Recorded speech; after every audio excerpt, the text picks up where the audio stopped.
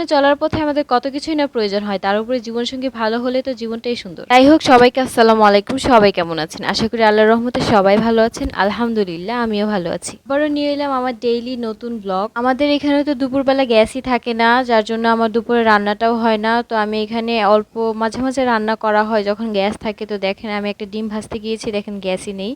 তো আমি ডিম ভাজতে দেখেন পারছি না, ডিমটা হয়ও না, তেলটাও গরম হয় না, এরকম একটা অবস্থা। আর এখানে ডিমটা ফ্রাই প্যানের মধ্যে লেগে গিয়েছে। আমার রান্না করতে অনেক প্রবলেম হচ্ছিল, আমি তার জন্যই মানে দুপুরে রান্নাটাই আমার হয় না। অনেক সময় সকালেও গ্যাস থাকে না, আবার মাঝে মাঝে রাতেও। এরকম ডিস্টার্ব করলে কিভাবে রান্না করব বলেন? তো বেশিরভাগই দুপুরবেলা গ্যাস থাকে না, তার জন্য আমার রান্নাটা দুপুরে হয়ই না বেশিরভাগ সময়। তো যাই হোক, এদিক দিয়ে দেখেন আমার ডিম ভাজাটা মানে কি, মানে ডিমটা পুরোটাই মানে ভাজাটা নষ্ট হয়ে গিয়েছে, আর লেগে গিয়ে কি অবস্থা হয়ে গিয়েছে গ্যাসের। যাই হোক, কি আর করা, ডিমটা প্রায় আমার ভাজা হয়ে গিয়েছে। যেমনই হোক, কিছু করার নেই। তো দুপুরে তো খেতেই হবে, হাজবেন্ডকে এইভাবে ভেজে দিয়েছি, কিছু করার নেই।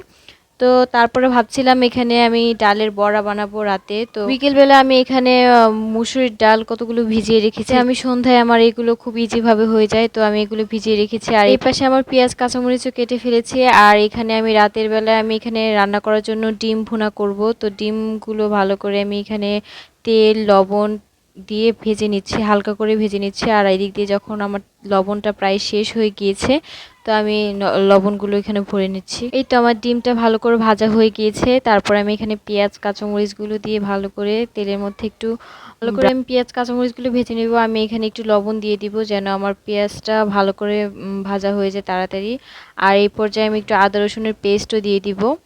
তো এই তো তারপর হয়ে যাওয়ার পর আমি এখানে একটু অল্প পরিমাণে পানি দিয়ে এক এক করে গুঁড়ো মশলাগুলো দিয়ে দিব। হলুদ, মরিচ, লবণ, ধনিয়া, একটু ভাজা জিরা গুঁড়াও দিয়েছি। তো এই তো তারপরে আমার এটা যখন হয়ে যাবে, তারপরে আমি সেই ভেজে রাখা ডিমগুলো এখানে আমি দিয়ে দিব।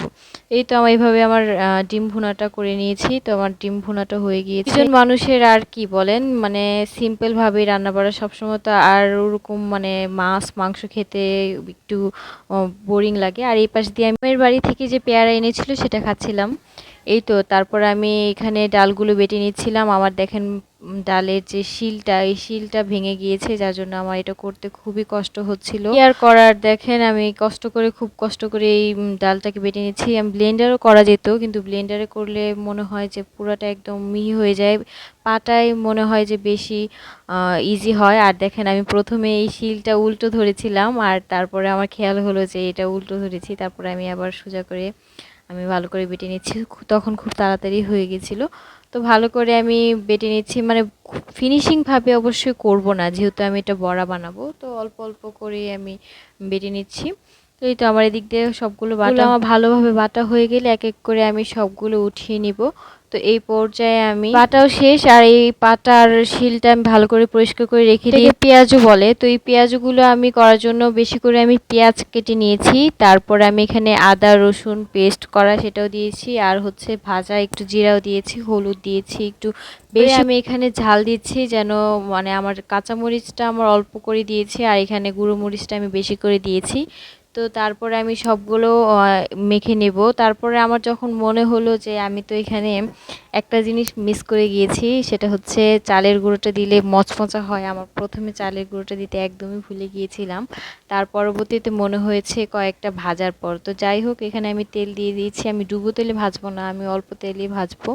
তো তারপরে আমি তেলটা গরম হওয়ার পর এদিক দিয়ে আবার রাতে গ্যাসের প্রবলেম করছে। দেখেন দুপুরেও গ্যাস থাকে না, আবার রাতেও এরকম প্রবলেম করলে কিভাবে কি করব। তো যাই হোক, মনে হয় যে বড়াগুলো পাতলা পাতলা করে দিলেই মনে হয় খুব ভালোভাবে হয়, মোটা করে দিলে মনে হয় ভিতরে ভালো করে হয় না। তো আমি এক এক করে দিয়েছি সবগুলোই। তো সবগুলো ভাজা হয়ে গেলে এই পর্যায়ে আমি উল্টে দেব। তারপরে এখানে আমি একটা আম কেটে নিচ্ছিলাম, আম আমার হাজব্যান্ডকে কেটে তারপরে দিচ্ছিলাম। যাই হোক, আমি আম খেয়ে নিচ্ছিলাম। এটা হচ্ছে আমাদের গ্রামের বাড়ির গাছের আম। তো তারপর আমি এই যে নিচ্ছি। তো এই তো তারপরে যখন আমার মনে পড়লো যে আমি তো এই পর্যায়ে চালের গুঁড়ো দিলে ভালো হয়, আমার চালের গুঁড়ো দিতে একদম ভুলে গিয়েছি। তারপর অর্ধেক ভাজা হয়ে গেছে, তারপর আমি চালের গুঁড়োটা দেওয়ার পর ভালো করে এখানে মেখে নিব। তো এখানে আমি তেলের মধ্যে দিয়ে দিব যেগুলো করেছি। তো এক এক করে সবগুলো ভাজা আমার হয়েই যাচ্ছে।